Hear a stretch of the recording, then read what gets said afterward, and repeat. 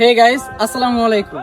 প্রতিটা ছেলেরই কিছু না কিছু লক্ষ্য থাকে বা কিছু একটা করার স্বপ্ন থাকে। যেমন এই যে জোবায়ের, সে কিন্তু এই তাঁতিগান্ধী স্পোর্টিং ক্লাবের একজন প্লেয়ার ছিল, একজন ভালো একটা স্ট্রাইকার ছিল।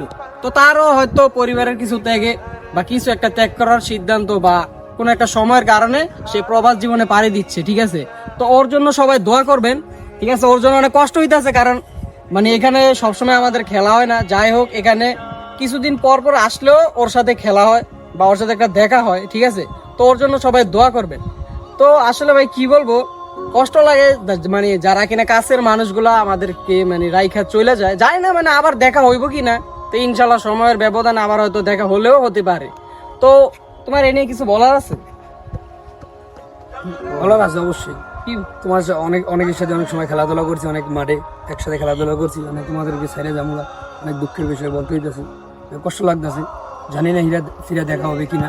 তো তোমাদের অনেক সবাইকে অনেক মিস করবো। তো যাই হোক, তো ওর জন্য সবাই দোয়া করবেন, ইনশাল্লাহ বেঁচে থাকলে আবার দেখা হবে। ইনশাআল্লাহ।